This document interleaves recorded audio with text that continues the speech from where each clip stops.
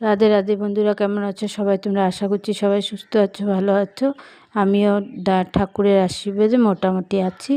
তো এখানে আজকে আবারও একটা নতুন রেসিপির ভিডিও নিয়ে আপনাদের সামনে চলে এলাম। তো দেখতে থাকুন রেসিপিটা কি। আশা করছি ভালো লাগবে রেসিপিটা। ভালো লাগলে লাইক, কমেন্ট, শেয়ার, আর নতুন বন্ধুরা আমার চ্যানেলটাকে সাবস্ক্রাইব করে আমার পাশে থাকার অনুরোধ রইল। বেসন নিয়ে নিয়েছি, বেসনের মধ্যে কালো জিরে দিয়ে দিলাম, দিয়ে দেব পরিমাণ মতো নুন, দিয়ে দিচ্ছি হলুদ, আর দিয়ে দেব জিরের গুঁড়ো।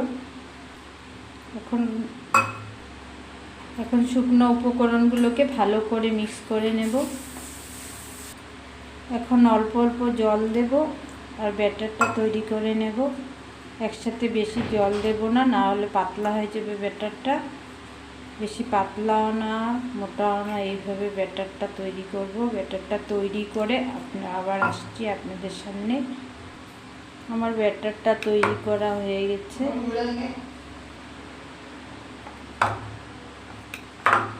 এরকমভাবে ব্যাটারটা তৈরি করে নিয়েছি। এখন কিছু সময়ের জন্য রেস্টে রেখে দেব। নিয়ে নিচ্ছি গরম মশলা, আদা আর শুকনো লঙ্কা। আজকে একটু শুকনো লঙ্কা দিয়ে তরকারিটা করব। আর দিয়ে দিচ্ছি টমেটো। এর মধ্যে একটু ধনের গুঁড়া 1 চামচ, জিরের গুঁড়া 1 চামচ দিয়ে এখন ভালো করে পেস্ট করে নিয়ে আসব। আমার পেস্ট করা হয়ে গেছে। এখন চলুন রান্নাটা করা যাক। এখন বেসনের ব্যাটারটার মধ্যে 1 চামচ বেকিং পাউডার দিয়ে দেব, দিয়ে এটাকে ভালো করে গুলে নেব। এদিকে কড়াইটা বসিয়ে দিয়েছি, তেলটাও গরম হয়ে গেছে। এখন আমি বড়াগুলো বানিয়ে নেব এক এক করে।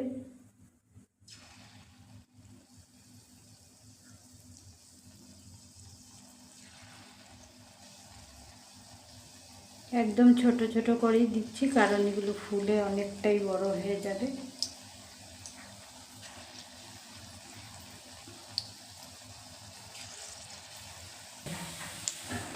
এখন বড়াগুলো উল্টিয়ে দেব, এক সাইড হয়ে গেছে।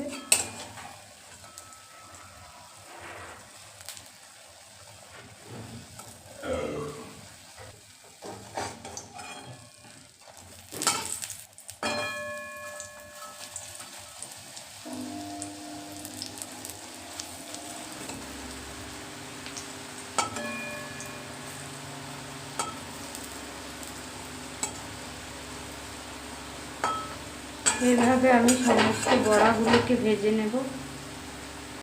এখন দিয়ে দিলাম তেজপাতা, শুকনো লঙ্কা। তেজপাতা শুকনো লঙ্কাটাকে একটু ভেজে নেব।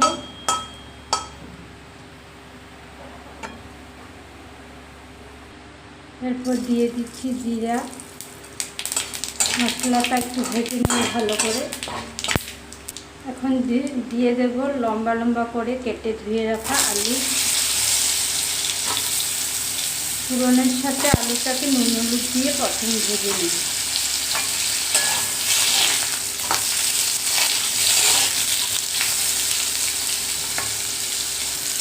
দিয়ে দিচ্ছি নুন, দিয়ে দিচ্ছি হলুদ,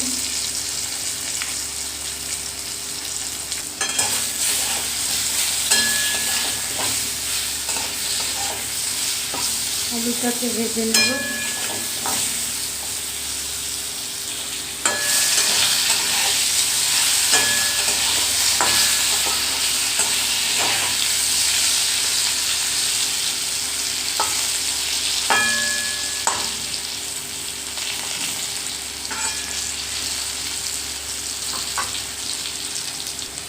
আলুগুলো হালকা ভাজা হয়ে গেছে। এখন আমি মশলাগুলো দিয়ে দিয়ে পেস্ট করে রাখা।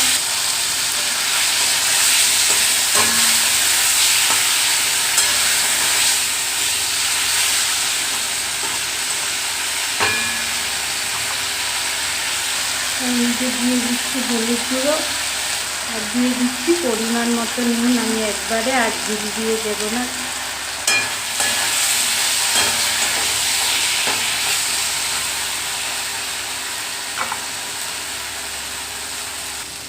এখন মশলার জারটা দিয়ে জলটা দিয়ে দিচ্ছি, দিয়ে ভালো করে মশলাটা কষিয়ে নেব।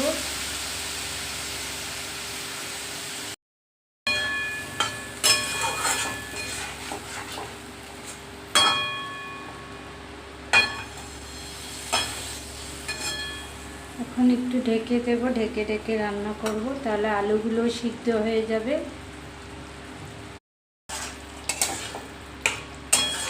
কমিয়ে কমিয়ে মশলাটার সাথে আলুটা কষাচ্ছি যাতে আলুটা সিদ্ধ হয়ে যায়।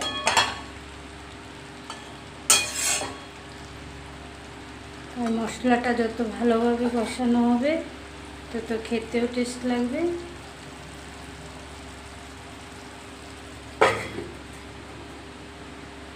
মশলাটা ভালো করে কষানো হয়ে গেছে, দেখতে পাচ্ছেন চারদিক দিয়ে তেলটা বেশি উঠছে, মানে মশলাটা কষানো হয়ে গেছে।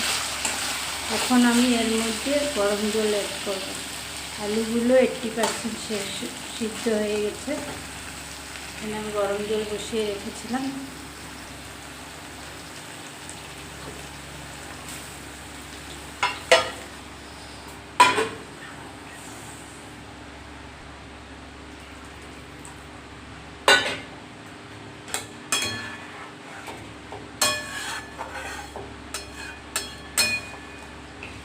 আর অল্প জল দেব আমি এর মধ্যে, কারণ বড়াটা ঝুলটা টেনে নেবে। আর অল্প আলুটাও সিদ্ধ হওয়ার আছে, পুরোপুরি সিদ্ধ হয়নি। আর অল্প জল এড করে তারপর ঢেকে দেব।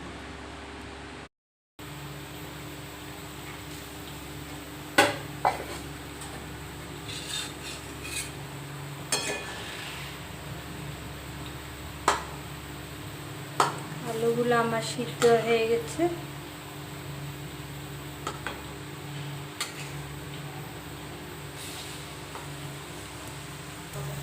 এখন আমি বড়াগুলো দিয়ে দিচ্ছি।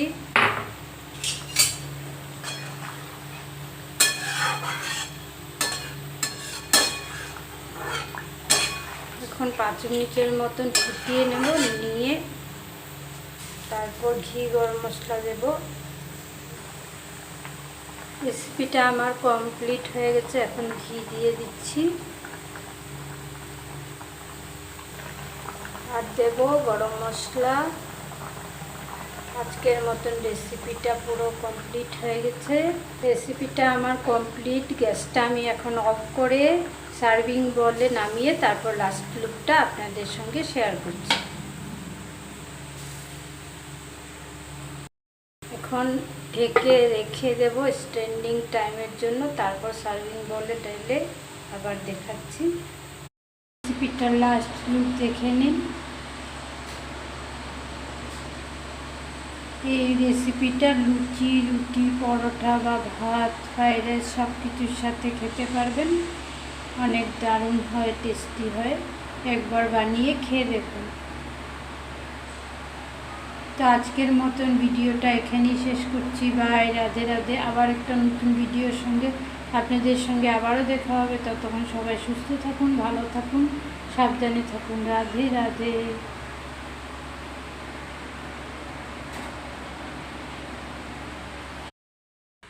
দেখতেই পাচ্ছেন বন্ধুরা, বড়াগুলো ফুলে কত বড় বড় হয়ে গেছে। একটা বড়া আমি ভেঙে দেখাচ্ছি, দেখেছেন? আর একদম সফট হয়েছে, সফট হয়েছে, খেতে খুব টেস্ট হয়েছে। আমি একটা খেয়ে দেখেছি। তো আজকের ডিনারে বেসনের বড়ার তরকারি আর ভাত, আর ছেলে একটু চিকেন পকোড়া কিনে এনেছে, দাঁড়ান আপনাদেরকে দেখাচ্ছি।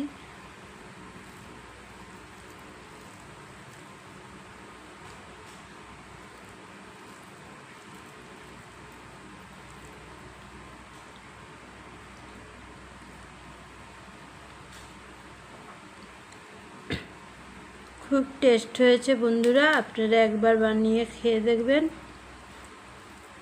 আপনারা আবার বলবেন না যে নিজে বানিয়ে নিজের রান্না নিজেই তারিফ করছে। আপনারা একবার এভাবে বানিয়ে খেয়ে দেখেন, তারপর বুঝতে পারবেন টেস্ট হয় কি হয় না। ছেলে নিয়ে এসেছে চিকেন পকোড়ি, খেয়ে দেখি কীরকম লাগে।